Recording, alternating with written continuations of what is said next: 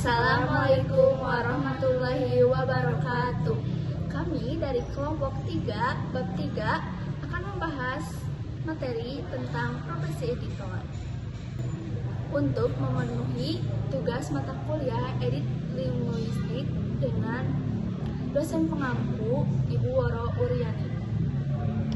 Saya Anggun Nabila dengan NIM 222145. Dan saya Julian Rianti dengan NIM 2221014. Dan saya Rizka Maulani dengan NIM 2221065. Nah, langsung saja kita membahas mengenai profesi editor. Nah, profesi editor itu apa sih tujuan Rizka?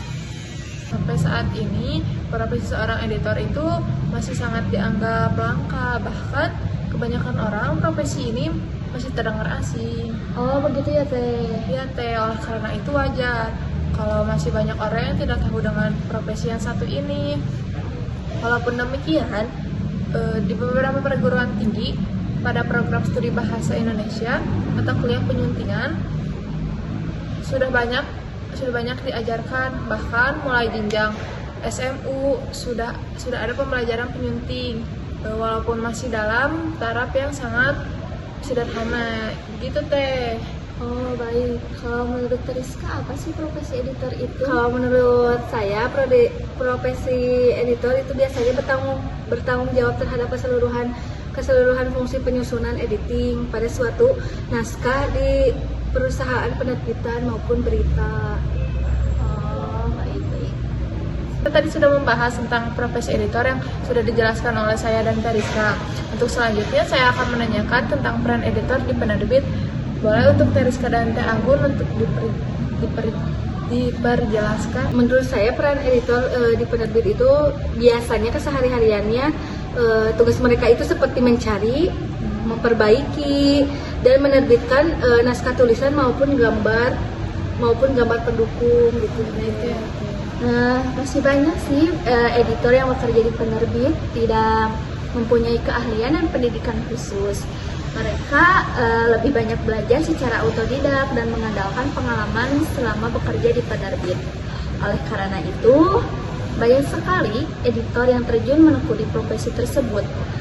Tetapi sebelumnya menekuni juga pekerjaan lain. Heran karena jumlah penerbit yang banyak, tetapi tidak didukung oleh jumlah lulusan editing yang sangat kecil. Bahkan dengan jumlah sedikit itu pun, masih banyak mahasiswa lulusan dengan editing justru akhirnya bekerja di bidang lain yang sangat berbeda dengan latar belakang pendidikannya. Jadi sampai saat ini bisa dihitung lulusan editing yang masih menekuni profesinya di dunia perbukuan, terus menulis, dan editologi. Oh gitu ya, Teh. Nah, jadi gini ya, apakah sudah banyak orang yang benar-benar mempersiapkan diri untuk terjun ke dalam dunia penerbitan itu? Hanya sedikit orang-orang yang benar-benar mempersiapkan diri di dalam dunia penerbitan. Padahal pekerjaan sebagai editor dianggap memiliki kedudukan yang paling tinggi dan sangat penting dalam dunia penerbitan. Mengapa begitu? Seperti kita ketahui bahwa banyak buku bagus yang dibaca oleh banyak orang dan masuk kategori bestseller. Bukan hanya karena ide dari penulisannya, melainkan adanya sentuhan tangan-tangan para editor. Mereka lah yang membuat kata-kata, kalimat, dan paragraf para penulis lebih bermakna. Mungkin menjadi pertanyaan banyak orang ya, Teh. Lantas, mengapa masih ada saja penerbit yang merasa bahwa buku yang akan diterbitkannya tidak memerlukan perbaikan dari para editor? Nah, sebetulnya banyak alasan dan pertimbangan bagi pemilik penerbitan. Mereka masih berpikir bisnis, bukan berpikir kualitas yang dihasilkan gitu. Bagi mereka yang penting dapat menerbitkan banyak buku gitu, Teh. Menghasilkan keuntungan sebesar-besarnya. Jadi kalau menggunakan jasa editor, mereka harus mengeluarkan biaya tambahan yang tentu saja tidak sedikit gitu, Teh. Alasan lain karena ketidaktahuan dan ketidakpahaman mereka terhadap profesi seorang editor. Mereka hanya mengandalkan gagasan lain karena ketidaktahuan mereka.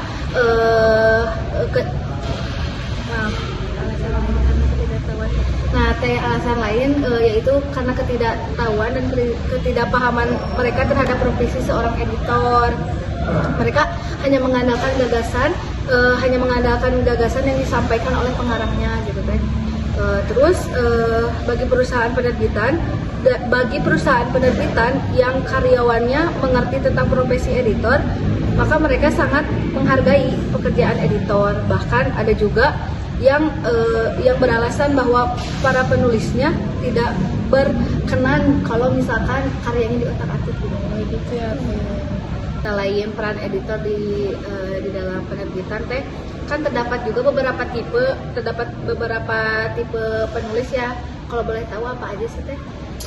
Nah, di dalam tipe-tipe penulis, naskah yang diterima penerbit berasal dari berbagai kalangan, baik pendidik, pengusaha, politikus, karyawan, para pakar di bidangnya sampai ibu rumah tangga.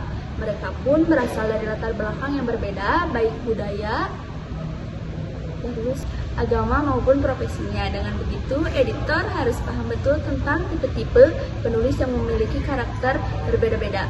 Berdasarkan pengalaman ketika bekerja di penerbit, ada beberapa tipe penulis. Tipe sih teh kalau boleh tahu? Ada 3. Yang pertama ada penulis gampang, penulis idealis, dan penulis egois. Nah, di sini saya akan menjelaskan terlebih dahulu ya, apa itu penulis gampang. Penulis gampang mungkin akan lebih tepat dibilang penulis tipe pasrah. Tipe penulis seperti ini, dia percaya betul kepada penerbit. Dia menjalankan sepenuhnya seluruh proses pengerjaan naskahnya mulai dari pengeditan sampai buku jadi. Bahkan, dia tidak mau terlibat sama sekali ketika naskah masuk proses pengerjaan. Menurutnya, ia sudah menyerahkan naskah kepada penerbit. Terserah naskahnya akan dibagaimanakan, apakah penerbit mau memperbaiki, menambah, atau menguranginya. Ia sudah tidak mempersalahkannya. Hal yang terpenting baginya adalah naskahnya segera terbit dan bukunya bisa secepatnya sampai kepada pembaca. Jadi, ia sangat percaya pada kebijakan penerbit. Penulis seperti ini biasanya penulis pemula yang sebelumnya tidak pernah berhubungan dengan penerbit gitu. Jadi penulis seperti ini biasanya penulis pemula yang sebelumnya tidak pernah berhubungan dengan penerbit ya teh? Iya teh, betul. Oh iya begitu ya. Selanjutnya itu ada penulis idealis. Tipe penulis yang seperti ini justru kebalikan dari penulis yang di atas teh. Penulis dengan tipe ini sebetulnya gampang-gampang susah gitu teh. Penulis idealis, ia akan ikut terlibat ketika proses pengerjaan berlangsung. Ia akan mengecek naskah yang sudah diperbaiki editor. Bahkan untuk desain dan ilustrasi, ia ikut memberikan masukan, tidak hanya sampai di situ. Ketika naskah sudah menjadi dumi pun, ia akan ikut mengecek hasil akhirnya. Mungkin maksudnya bukan karena tidak percaya. Mungkin maksudnya bukan karena tidak percaya, melainkan lebih berhati-hati. Penulis tipe ini sudah berpengalaman menulis dan naskahnya sudah banyak diterbitkan. Sebetulnya penulis seperti ini sangat membantu para editor, layouter dan ilustrator selama ia mau bekerja dengan baik gitu teh. Nah, yang terakhir itu ada penulis egois. Egois menghadapi penulis seperti ini, para editor sering dibuat repot teh dan kewalahan karena di sisi lain ia ingin naskahnya diterbitkan dengan kualitas terbaik, tetapi terkadang ia pun tidak mau diberi masukan, jadi geras lah kalau ke bahasa kita nyaman. Oh begitu kan. Penulis seperti ini akan selalu merasa bahwa karya atau gagasannya yang terbaik. Karena ada juga penulis yang naskahnya tidak boleh dicoret-coret oleh editor. Ia berpendapat bahwa tulisan yang dibuat itu hasil pemikiran yang sudah matang, jadi tidak mungkin salah. Ia berprinsip bahwa dirinya lebih mengetahui isi buku yang dibuatnya. Bahkan ada yang merendahkan profesi editor yang mungkin secara pangkat, jabatan atau kedudukan, dan editor yang mungkin secara pangkat, jabatan atau kedudukan dan gelarnya tidak ada apa-apanya dibanding dengan dia. Jadi penulis seperti ini tuh maunya menang sendiri, dan penerbit harus disinilah dituntut keluasan dan kemampuan penyunting dalam berkomunikasi secara profesional.